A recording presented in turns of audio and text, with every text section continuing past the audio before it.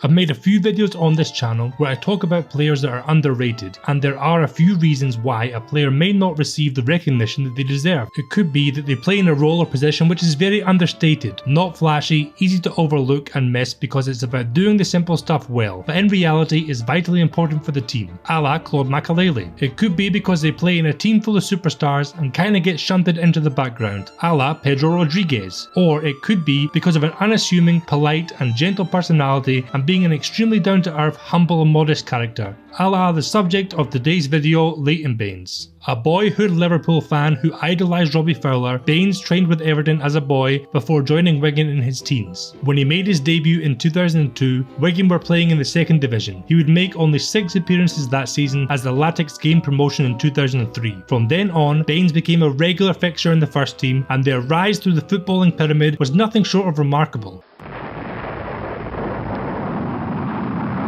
Promotion to the Premier League in 2005 for the first time in the club's history. Baines is, by his own admission, a chronic worrier and someone who I think would be labelled today as having what they call imposter syndrome, as he told The Guardian in an interview. The whole time I was playing for Wigan in the Championship, I was going into games thinking, I'm going to get found out soon. Is this going to be the week they see through me? We won promotion to the Premier League, and straight away I was thinking, where am I going to go now? I should have been celebrating, but I spent a large part of that summer worrying about what it would be like to spend the next year on the bench or in the reserves. This sense of nervous anxiety did not show through at all in Baines' first taste in the English top flight, as he was excellent for Wigan in a season where the team, who many had down as favourites to go straight back to where they came from, surprised and impressed a lot of people with their spirited and entertaining displays, finishing 10th in the league. Leighton himself gained his fair share of admirers as he put in some assured defensive performances, proving to be very positionally disciplined for someone so young, with great timing and good and strong tackling. For the attacking side of things, he wasn't really one to try and dribble past his man very often, but got the team up the pitch by delivering long balls from deep, and also used his exceptional stamina to provide an option on the overlap and deliver some dangerous first time crosses into the box. He was intelligent with the ball, picking his passes carefully and seldom relinquished possession. Wigan also made it to the League Cup final that year and faced Man United, where Baines performed well, managing to marshal Giggs, Rooney and Ronaldo excellently on several occasions. Ultimately though, the class and quality of the Red Devils shone through and they stuck 4 past the Latics without response. The following season, Wigan found themselves in a relegation dogfight. Their bid for survival went down to the last day, in which they needed to win against fellow table footers Sheffield and have other results go their way. They held up their end of the bargain and avoided demotion by a single goal's worth of goal difference. That season, Baines scored his first Premier League goal, a rasping rocket from long distance after a free kick. He had, however, grown comfortable at Wigan and knew he wanted to leave for new challenges. Roy Keane at Sunderland wanted him, but he eventually signed for Everton for £6 million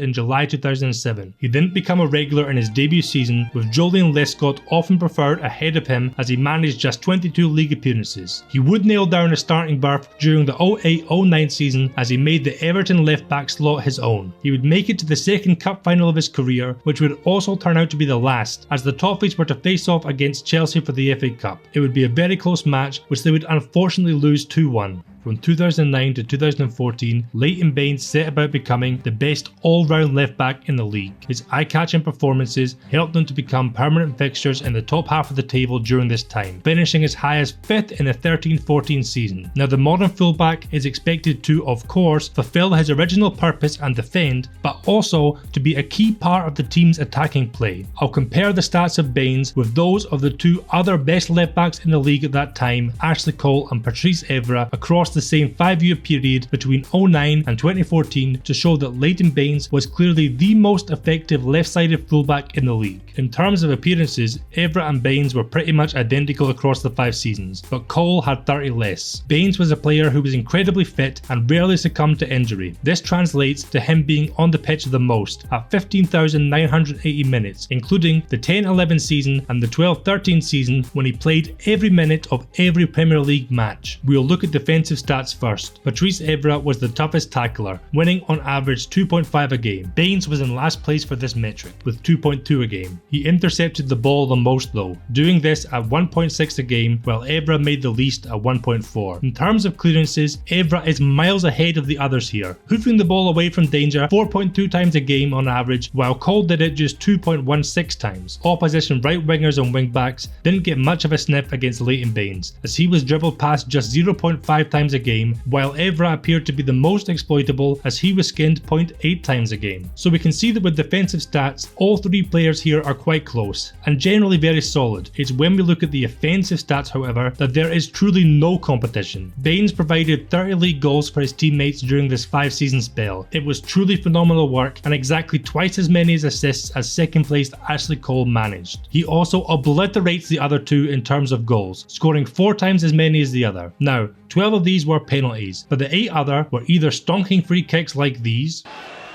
Baines. It's Leighton Baines. I'm pretty sure it will be Baines who hits one. It's going to be Leighton Baines. Oh! It's Baines again.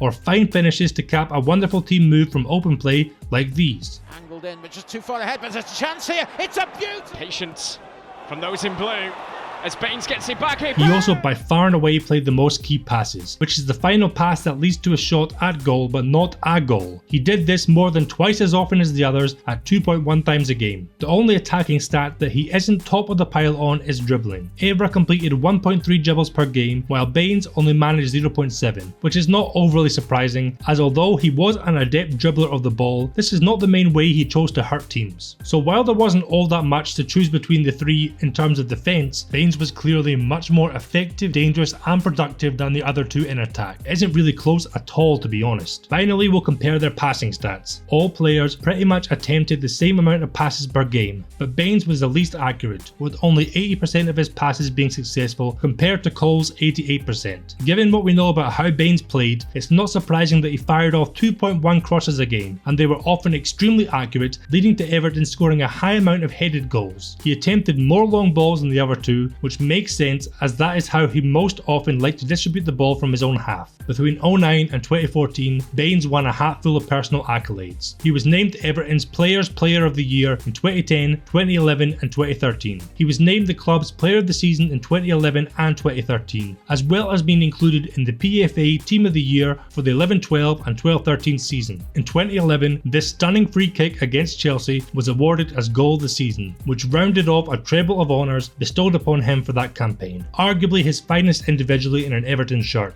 It's not surprising then that other teams coveted the English defender, and pretty much continuously from 2010 onwards he was linked with moves to Bayern Munich and Man United, and in 2013 the Red Devils, encouraged by their new manager and Baines' boss at Everton for 6 years, David Moyes, followed through on their years of interest and made 4 bids for him in the summer of 2013. They were all rejected. Apparently they were ready to try again in the January window, but Baines committed his future to the Toffees by signing a new long-term deal. Now I saw a couple of reports saying that Baines asked the club to accept the bid, but I don't know how true they are, as Leighton himself said that he sat on the fence and let things play out. Whatever is true, if he really wanted the move, we know that footballers nowadays have many different ways that they can force things, and we've seen this countless times. That Baines didn't do this is a testament to his loyalty and character, and in my mind is something that should be applauded. The voices in the background lobbying for Leighton Baines to be called up to the senior England squad began in earnest when he was at Wigan, and these voices only grew louder over time. Unfortunately for Baines, Ashley Cole had nailed down that position and didn't let hold of it, being the clear first choice left back for England. This meant that although he was called up to the squad for Euro 2012, he was nothing but a bench warmer, not seeing a single second of action as England made it to the quarters. After some sensational form for Everton, alongside the fact that Ashley Cole wasn't getting any younger, meant that Baines was the main man for England's World Cup 2014 qualifiers, scoring his first goal against Moldova, and generally playing well enough to be Roy Hodgson's first choice going into Brazil 2014. Unluckily for Baines, this tournament was an absolute shambles for the Three Lions, as they failed to advance from a World Cup group for the first time since 1958. He didn't feature much after that. From the 2014-15 to the 17-18 season, Baines continued to be, in my opinion, the best left back in the league. As Cole and Evra had left for warmer climes, there wasn't anyone who really could lay a glove have on him, as Luke Shaw suffered horrendous injury after horrendous injury and Andy Robertson broke through with Liverpool as Baines was on the way out. He was the Toffees' first choice left back throughout this time, with only a couple of uncharacteristic injuries in the 15-16 and 17-18 campaigns curtailing his minutes. Although he had perhaps lost a bit of pace, he continued to play well and hit some notable milestones during this period.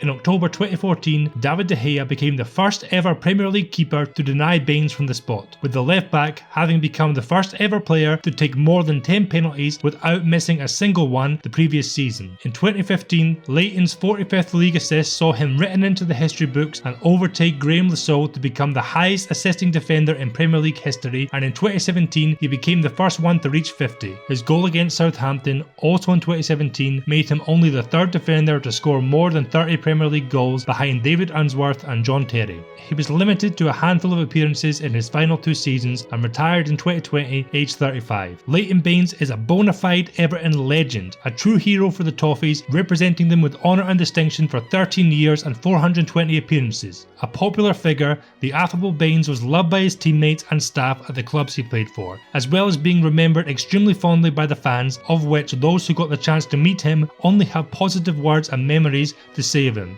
In the face of intense interest from one of the biggest clubs in the world, he didn't down tools or spit the dummy out. He respected his club's decision to reject what they considered a derisory offer, got on with being an exceptional footballer and gave his all for the team, and he eventually committed the rest of his career to the club. In doing so, you could argue that he was knowingly passing up the opportunity to end his career with silverware. Baines' Wikipedia page marks him as a nearly man, with only runners-up medals occupying the honours section. If he had moved to Man United in 2013, he would have at least won an FA Cup, a League Cup and a Europa League. Who knows, maybe he would have helped them to more success. Now, Baines was an excellent defender, don't get me wrong, and he had very few weaknesses in this department, but he was not without his faults. He could be guilty of a lack of concentration and focus now and again, which could see him drift out of position or lose track of his man. He could also be a little bit slow and timid to put pressure on the opposition attacker, occasionally just giving them far too much time and space to cause problem for his teammates. Going forward though, Baines was amongst the very best. His smart and sharp passing and movement made his link-up play phenomenal, and he formed some excellent partnerships on the left wing during his time with the likes of Steven Pienaar.